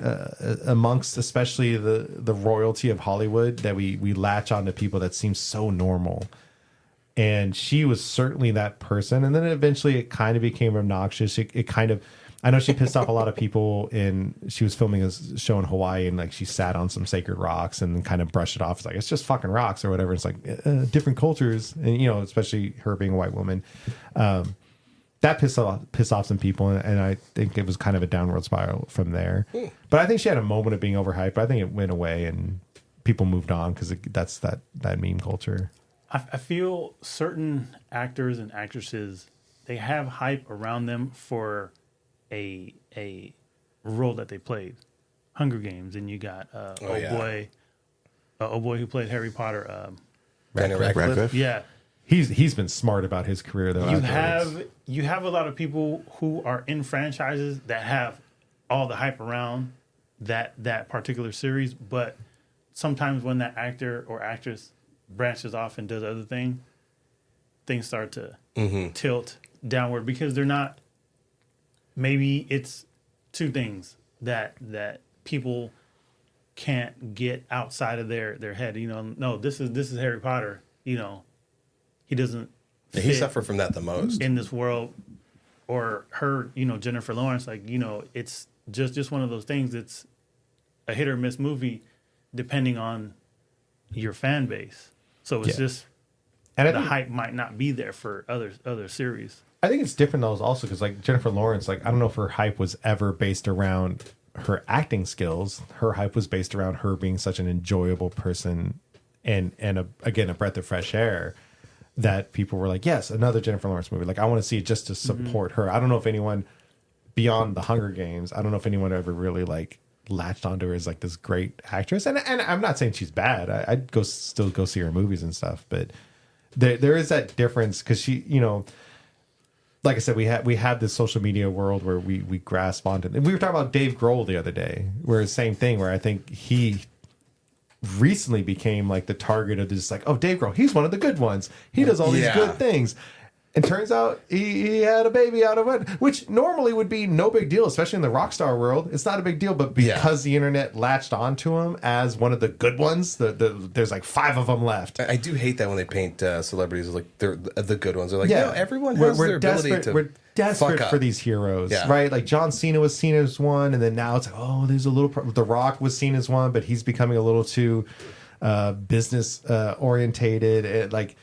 Ryan Reynolds, Blake Lively, like there's that latest controversy. We're so anxious for these heroes that we do overhype them, and then we as in society, not us, we don't. We overhype them, and then when the cracks start forming and we see these people as real fucking people that make mistakes, we gotta shit on them. I have one to add to your list, more in Jermaine's vein of like A-lister, Daniel Day-Lewis. Alvin wanted to put that one on the list. Fuck off. I can't even tell you what he was saying. No, I think he's great. Not overhyped. Now the whole method acting thing, Call Me Mr. Lincoln is a bit much, but the guy has great roles. The only reason, because I was going through a list and I saw his name on there, and I'm like, he's like generally like universally acclaimed. Every time something from the span where he was active, every time he did a movie, it was like, oh shit, we got to go see that because Daniel Day-Lewis is going to be amazing in it. And for the most part, he delivered on all those. But I don't think I've ever saw My Left Foot, but let's pull it up now. I don't know if that would fall under the overhype category or not. No, because I think that like his batting average is he's actually pumped out some good shit. I know he's quit acting for like 7 years now, maybe coming back at it again, but I think he legitimately has great roles and performed very, very well. How dare you? You might just not like his movies. Oh, I got one for you guys that's been on some people's list. Do you guys think Tom Hardy is overhyped? No, I don't, because I do think that he is humble in his approach. In this one interview, they're like, "So, how do you feel about method acting?" He goes, "No. I don't method act. I just want to put that out there. That's not me. I want to paint this correctly. Here's how I approach it in a very basically a human way sort of thing." And he has had great roles. He has performed very well. Yeah, he's had some good movies. The Venom movies kind of ruined that whole fucking theory. That, But I heard that he did the that Venom kind series for his kids, though. Yeah. I get that. I get it. Like, that's that's like, cool. that's That's just a totally fun fine. movie. Yeah, that's fun. Because he has a like his catalog is solid. Like, you know, Shinzon.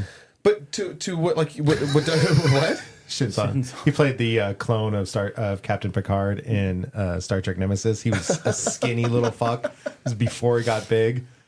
I guess Bronson. He's Fuck yeah. all out in Bronson. Dongers out and everything. Donger. Rock and Rolla. First role I saw him in was in Rock and Rolla. That's dog, I need food. Sorry.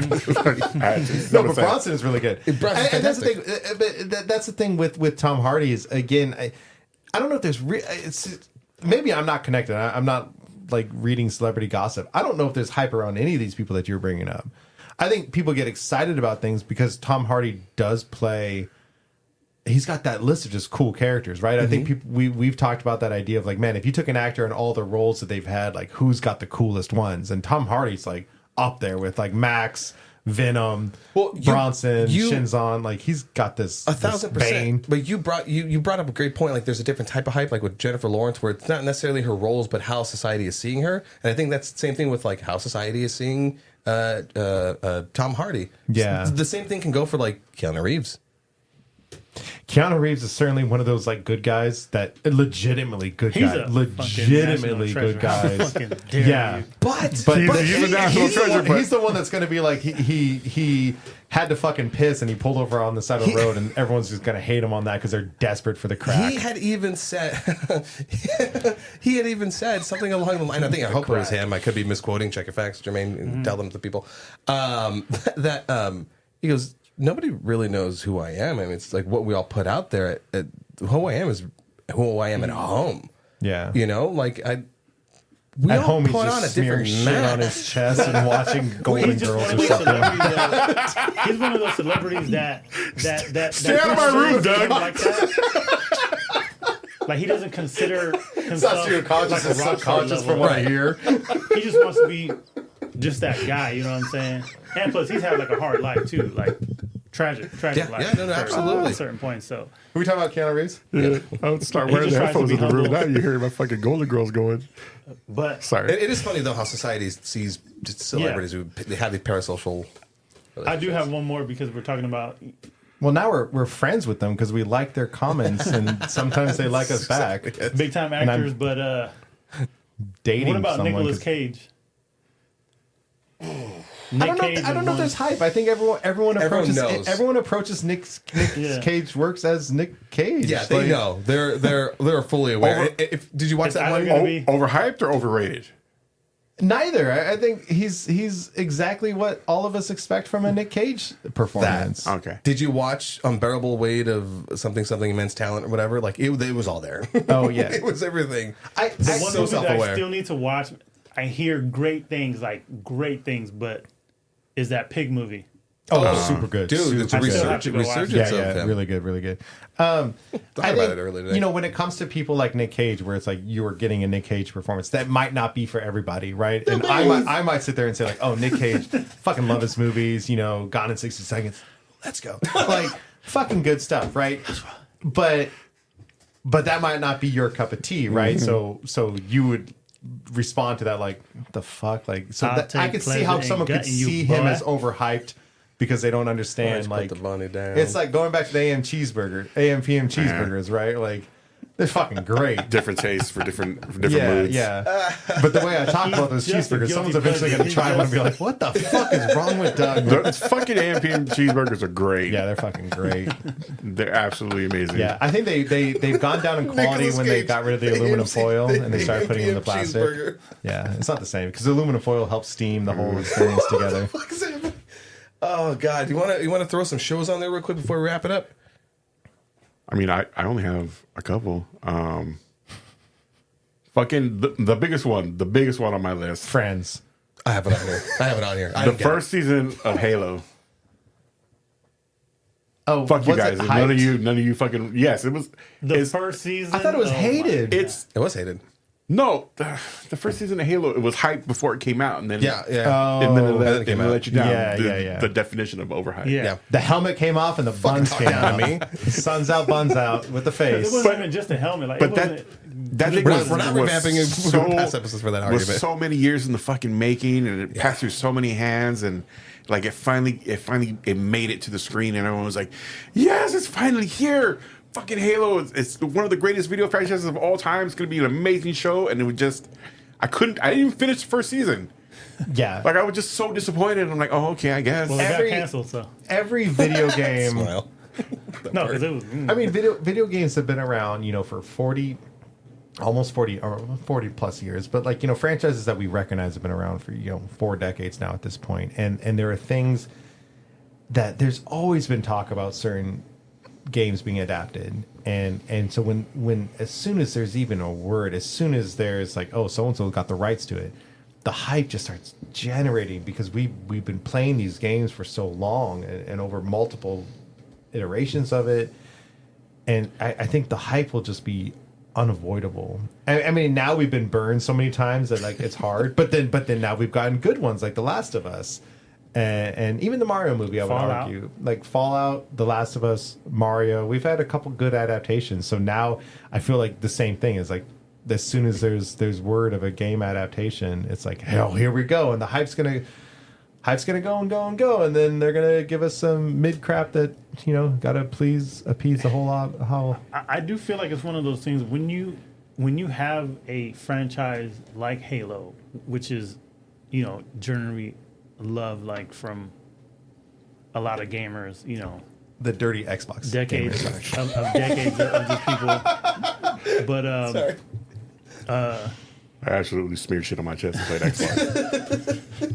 it is one of those things where I just remember watching like video game ads and commercials, and there's one ad in particular that I still kind of replayed in my head all the time, where they're kind of going like different what's the language that they It was English. Swedish No. or yeah, like Swedish or something like that.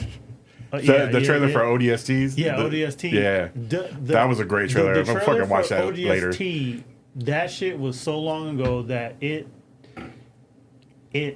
holds up like Jurassic Park, like like RoboCop, like The Matrix. The way that thing was filmed, that was what I was like, holy shit! If we ever get a Halo series and it looks like this, the world's not ready for that. Yeah. So And it's what, like 30 seconds? yeah, So shit like But that. It was so fucking. it just gets good. you right in the heart, and it just vibrates like you just feel you're like damn, this is it. But I don't know how they just can't get the recipe right.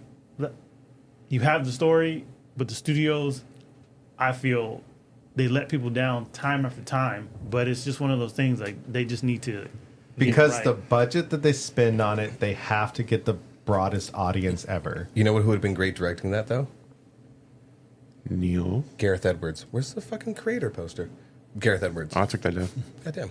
You can tell me. Oh yeah, him or the dude who does No one can see you pointing at that shit anyway. the District 9 director, is that Neil that- Blomkamp. Is that Blomkamp? Yes. him? Either one. They treat sci-fi in like a no reason word grounded way. Yeah. yeah. I think again something I've mentioned at least a couple times would be if we really want well done shows that are going to hit the target that we want with like something like Halo. I think we're going to have to accept like lower budget character driven stuff and don't rely on the big set piece, big Yeah. explosion stuff, like which I know. I mean, and that's what sucks with the Totally. game adaptation because that's part of those games is Yeah. when you get to that finale and you're fighting this huge fucking thing or whatever.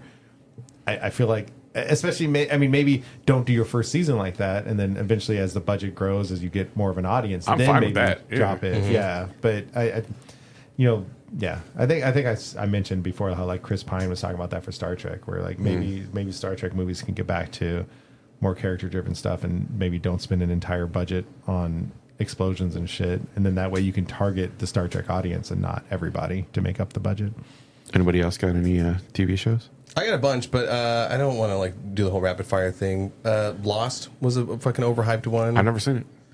Anybody else? Not watch it? one episode. Not even I a thought- fucking clip. I thought though, I didn't watch most of I it. tried defending it too. I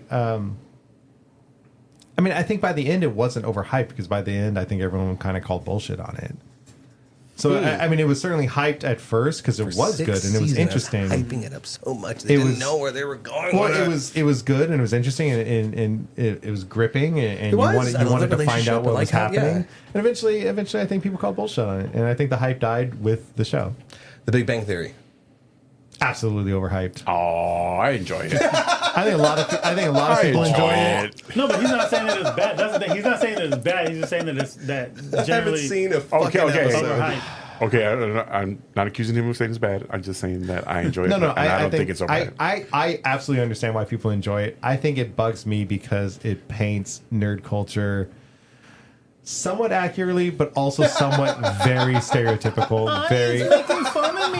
Well, yeah, I mean they ham it up for Someone's got to speak the up for comedic nerd effect. voices. We The nerd are. population needs to be We are defended. underrepresented, fucking- Yeah, we're misrepresented, whatever. underrepresented. Let's fucking end it right there. Jesus Christ. Let's put a pin in that shit right there. Yeah. That's as good a place as any. Please tell us about the things you're overhyped about. Tell us how wrong we fucking are. Yeah. And then we'll No, tell we're you how not wrong. fucking wrong you are. We're not wrong. And it'll be a conversation. Fuckers. I got access to like 3 Instagram accounts. I'll use all 3 of them to tell you how wrong you are. Speaking of which, you can do that. You can tell us how wrong we are at on our Instagram and TikTok at the Hype Attack on Instagram and TikTok. Doug. Yeah, I mean, we already went over it. Keep the conversation going. I mean, we'll be nice. Please comment, like, everything. Share. Please share. Just be like, hey, buddies at work, you want to listen to guys be jackasses? It's the first 10 It's seconds like of a nerd, goddamn nerd war. shit. Yeah. Tell everybody why I'm right about Batman Begins. There we go. Oh, thank you for reminding me to throw feces at you later. I almost forgot that. We ended on such a good vibe. I was feeling real positive about all of you. Yeah. You Batman fucking Begins reminded me. is a masterpiece compared to The Dark Knight. No, I'm And kidding. again, if you've come this far and you were only listening, well, we have full video episodes, so check that out at youtube.com/The Hype Attack Podcast. Any last thoughts, folks? Let's fucking end it. Till next time, same hype time. Same hype Same hype channel. Hype attack.